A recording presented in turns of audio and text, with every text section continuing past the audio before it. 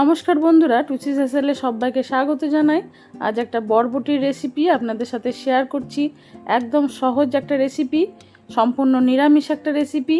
রুটি বা ভাত দুটোর সাথে কিন্তু খুব ভালো লাগে। রান্না করার পদ্ধতি খুব সহজ। অনুরোধ রইল ভিডিওটা দেখুন, আশা করছি আপনাদের ভালো লাগবে। আজকের এই রেসিপি তৈরি করার জন্য এখানে বরবটি আলু আমি আগে থেকে কেটে দেখুন ধুয়ে রেখেছি। প্রায় 1 ইঞ্চি সাইজ করে বরবটি আর আলুটাকে কেটে নিয়েছি। আজকের রেসিপিটা আমি সাদা তেলেই বানাচ্ছি বন্ধুরা, আপনারা চাইলে সরষের তেলে বানাতে পারেন। সরষের তেলেও কিন্তু খেতে খুব ভালো লাগে। সম্পূর্ণ নিরামিষ একটা রেসিপি, তাই ফোড়নে দিয়ে দিলাম কালো জিরে আর শুকনো লঙ্কা। চাইলে আপনারা এই কালো জিরের পরিবর্তে 5 ফোড়নও ব্যবহার করতে পারেন। ফোড়নটা একটু ভাজা হয়ে গেছে, একই সাথে দেখুন আলু আর বরবটিটাকে এবার ভেজে নেব।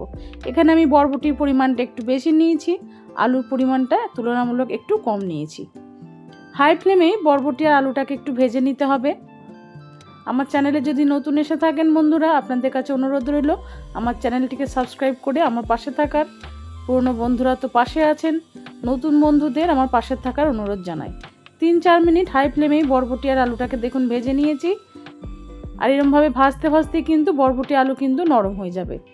এই সময় কিন্তু হাই ফ্লেমে যখন বরবটিটা ভাজবেন তখন কিন্তু লবণ ব্যবহার করবেন না। লবণ ব্যবহার করলে কিন্তু জল ছাড়তে শুরু করবে সবজি থেকে, তাহলে কিন্তু সবজিটা ভালোভাবে ভাজা যাবে না। হাই ফ্লেমে বরবটি আলুটাকে 3-4 মিনিট খুব ভালো করে ভেজে নিয়েছি দেখুন। এবারে দিয়ে দিলাম 1 ইঞ্চি আদা একটু গ্রেট করে, সেই সঙ্গে দিয়েছি একটা মিডিয়াম সাইজের টমেটো কুচি।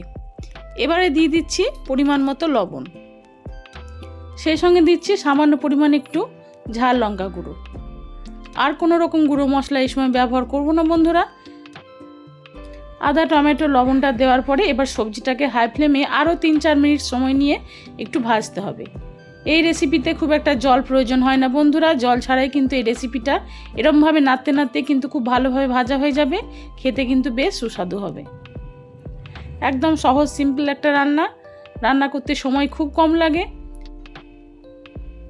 এবারে গ্যাসের ফ্লেমটা কম করে দিয়ে ঢাকা দিয়ে আরও 3-4 মিনিট রেখে দিয়েছি।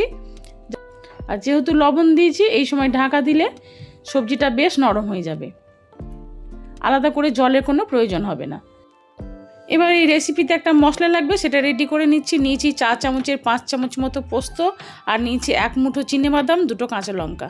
একটা মিহি পেস্ট বানিয়ে নিতে হবে। অবশ্যই পোস্তর সাথে একটু চিনেবাদাম ব্যবহার করবেন বন্ধুরা, এই রেসিপির টেস্ট কিন্তু খুব ভালো হবে। 4-5 মিনিট পরে ঢাকনাটা খুলে দিয়েছি। দেখুন বরবটি আর আলু কিন্তু খুব ভালোভাবে ভাজা হয়ে গেছে। আজকের এই রেসিপিতে আমি কিন্তু কোনো রকম হলুদ ব্যবহার করিনি বন্ধুরা, যেহেতু রান্নাটা আজকে একটু পোস্ত বাটা দিয়ে করছি বন্ধুরা, ওই জন্য আমি হলুদটা ব্যবহার করিনি। আপনারা যদি পছন্দ করেন পোস্ততে হলুদ দেওয়া, সেক্ষেত্রে আপনারা হলুদ ব্যবহার করতে পারেন। এরপরে বাদাম আর পোস্তটাকে দেখুন মিহি করে একটু কাঁচা লঙ্কা দিয়ে বেটে নিয়েছি, রান্নার মধ্যে দিয়ে দিয়েছি। আলাদাভাবে কিন্তু সবজিতে কোনো রকম জল ব্যবহার করতে হলো না। এইভাবে ঢাকা দিয়ে নাড়তে নাড়তে কিন্তু সবজিটা খুব ভালোভাবে সুসেদ্ধ হয়ে যাবে। আর পোস্ত বাটাটা কিন্তু দেওয়ার পরে গ্যাসের ফ্লেমটা একটু হাই করে দিয়েছি, যাতে পোস্তটা খুব ভালোভাবে দেখুন সবজির গায়ে লেগে যায়। অসাধারণ লাগে বন্ধুরা এইরকমভাবে নিরামিষ বরবটি আলু পোস্ত যদি বানান। এটার সবজিটা একটু ভাজা ভাজা হবে, বরবটি আলু ভাজা যেরকম হয় সেরকম হবে দেখতে, খেতে কিন্তু অসাধারণ লাগে। গরম গরম ভাতের সাথেও পরিবেশন করতে পারেন, আবার চাইলে গরম গরম রুটির সাথেও এটা পরিবেশন করতে পারেন। সময় খুব কম লাগবে। একদিন ঝটপট বাড়িতে এই পদ্ধতিতে বরবটি আলু ভাজা বা বরবটি আলু পোস্ত বানিয়ে খেয়ে দেখুন, আশা করছি আপনাদের খুব ভালো লাগবে। পোস্তটা দেওয়ার পরে 3-4 মিনিট একটু নেড়ে দিয়েছি। আর নামানোর আগে এখানে একটু সরষের তেল দিয়ে দিচ্ছি, তাহলে কাঁচা তেলের একটা ফ্লেভার পাওয়া যাবে, খেতে কিন্তু ভালো লাগবে। যদি পছন্দ করেন তাহলে অবশ্যই একটু ব্যবহার করবেন। তৈরি হয়ে গেল বরবটির রেসিপি।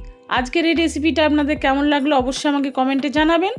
ভালো লেগে থাকলে আপনাদের কাছে লাইক শেয়ারের জন্য অনুরোধ রইল। নিজেদের প্রিয়জন বন্ধুবান্ধবদের কাছে রেসিপিটি শেয়ার করে দিয়ে তাদের দেখার সুযোগ করে দিন। আর গরম গরম ভাত রুটির সাথে একবার এরকমভাবে বরবটি পোস্ত বানিয়ে খেয়ে দেখুন। সম্পূর্ণ নিরামিষ একটা রেসিপি বন্ধুরা, খেতে কিন্তু খুব ভালো লাগে। আজ আসি, ফিরে আসবো অন্যদিন অন্য কোনো নতুন পর্বে নতুন রেসিপির সাথে। সবাই ভালো থাকুন, সুস্থ থাকুন। নমস্কার।